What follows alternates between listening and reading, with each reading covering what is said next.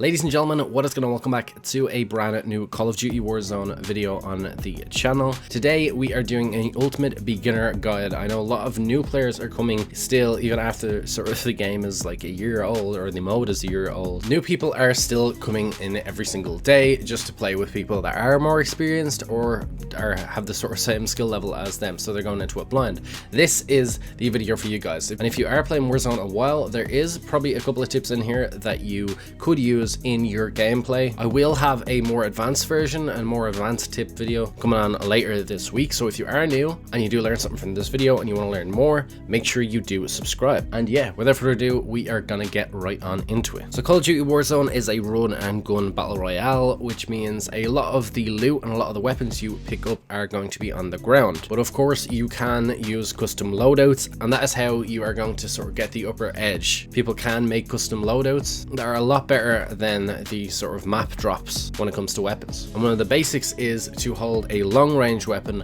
and a short range weapon, or a medium to long range weapon and a short to medium range weapon. That's why you see a lot of people rocking either a sniper and a machine gun, or a sniper and an assault rifle that can handle short range with a high fire rate, or they hold an assault rifle that is built for long range with a big scope on it and a short range weapon like a shotgun or an SMG. I'm not going to give you any weapon tips, I think that's for later videos. The meta changes every 2 or 3 weeks, but what I will say is when you are creating a custom loadout, make sure it's a weapon that you are comfortable with, and make sure you have overkill. Always use overkill to start. Now I'm going to come back to that in just a second. It's sort of starting the map. Now when you are dropping in, there is faster ways to drop in, there is ways to drop in that can get you further distance, but it's going to be a lot slower. But a good rule of thumb is when you are dropping down, always cut and redeploy your parachute. A good way to sort of use this as a marker, especially if it's like an equal amount of distance to the equal amount of height, is to cut down to sort of the speed of 50 and then redeploy. Between 50 and 60 is sort of the sweet spot. This will get you down as fast as possible, but only when there's a great distance. The example on screen is I had quite a bit of distance to go that was off the plane route, so I had to use a lot of speed to get over the further distance, and it ended up working out. So I got a perfect landing here. It doesn't always happen, you have to sort of get used to it, but keep practicing it. Either way, the fastest way to get over a good distance is to cut and redeploy.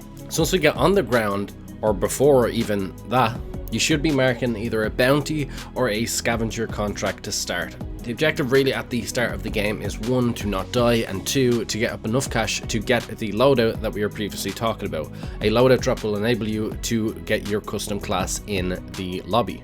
There's 2 ways you can look at this. You can go for scav if you think it's safe enough. It'll ask you to collect 3 crates and you pretty much do that and you get money as well as loot. Or if it's busy enough, just pick up a bounty contract. A bounty contract basically sets someone up on the map, and if you kill them, you get money. If they die to someone else, you also get money. So at the start of the game, the chance that someone around you in a busy spot is going to get the bounty contract put on them, and at that you get free money, and then you can go for a scav contract right after it, or just loot up in that area.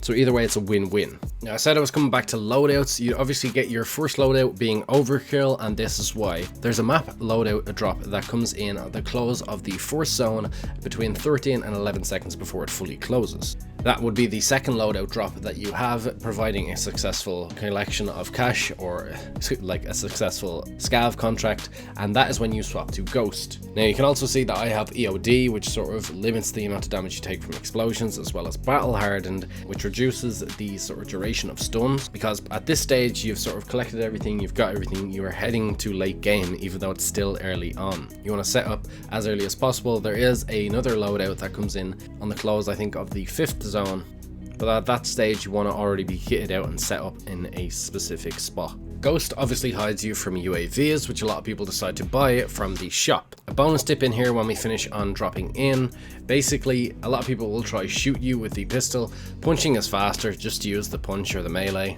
3 shot down with the amount of armor plates everybody starts with. As you see, this guy gets a good few shots at me, but he still can't finish me off because the punch actually sort of shakes the aim, makes the enemy flinch, and they can't really get any more shots. So it's always good to just charge and go for the punch. So you perfected the drop in, you are sort of nice and kitted out with your loadout. I'm going to talk about rotations and some map movement tips for beginners. Now, when you're going into a closing circle, one side is always going to be faster and one side is always going to be slower. The greater the distance between the white line and the red line, the faster the zone will move. Chances are you won't be able to outrun it if you're on the sort of side with the greatest distance. Also, when you're moving, if you're rotating on the edge of the zone, in this case right here, I know the zone's on my left. It's highly unlikely someone's going to shoot me from the left because I've been chilling on that area and I didn't hear any shots, didn't hear any movement.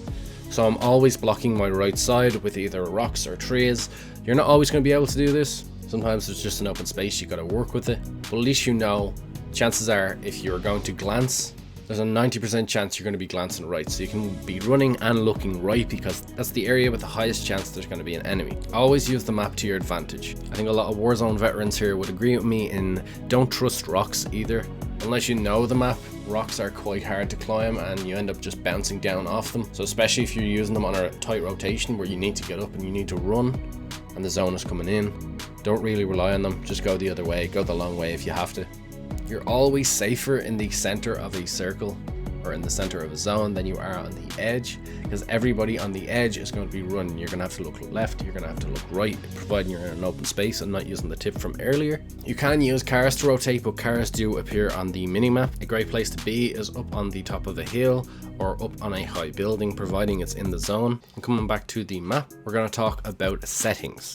So in your settings menu, you can actually adjust two things. One is a must though, and that's what we're going to start with. It is the mini map shape. It's in the HUD section in the general settings, and you can change it from a circle to a square if you haven't done this already. By default, it's a circle. Obviously with a square, you get a bit more of the corners, so you can see more on your mini map. It just helps with seeing if enemies are that exact distance away from you. If you had a circle minimap, you wouldn't see them. Next up is in the general settings. You can actually go to the colorblind settings right here and just copy on my settings. Now you can do it for the HUD and of course the world, but the least you should do is at least for the world. It kind of, like people say, it helps to see enemies easier and it helps in the gas as well, just to give you that little bit of advantage. It also makes the map more colorful, a little bit more saturated, the colors are a bit more vibrant, so it's a nice little touch. And to close this tips and tricks video, we are going to talk a bit about the team play of Warzone. Obviously, my number one tip is to ping absolutely everything. If you see an enemy, ping it. If you see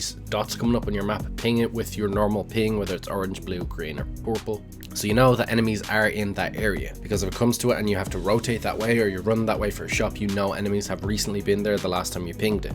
Always share cash. Try to keep the same amount of armor plates as your friends. I mean, if there's, just say there's 3 of you guys and you have 9 armor plates, or one person has 8, the other person has 1, the other person has 0, just go with the 3-3-3, because mid-fight you're going to need them and you're not going to stand in the middle of a fight and just start dropping plates. You want the best advantage you can. And a nice little tip as well here, obviously at this present moment I'm rocking an assault rifle and a submachine gun, which means I'm not using my ammo from my shotguns or my snipers, but I have it full. Always pick up those if you know your teammates are using those weapons, because when they need ammo or when they start running out of ammo, if you're holding the top of the building and you're not really moving, you're just picking shots, it's always nice to just have that ammo for them. But yeah, that is pretty much a summary of the beginner tips. Jumping right on into this game, it's sort of a steep learning curve. I've actually started to play with people that haven't played this game at all, so I have sort of been giving these beginner tips to those as we were playing games and they find them useful, so that's why I decided to make a video on it. As I said at the start of the video, we're going to have an advanced tips for Warzone, so if you're playing the game a while and you still feel like there's a lot more you have to learn, that video is definitely for you. And yeah, I'm not going to go on too much longer, so without further ado, I'm going to leave the video here. Peace out, thank you all for watching, and I will see you all in another video very, very soon.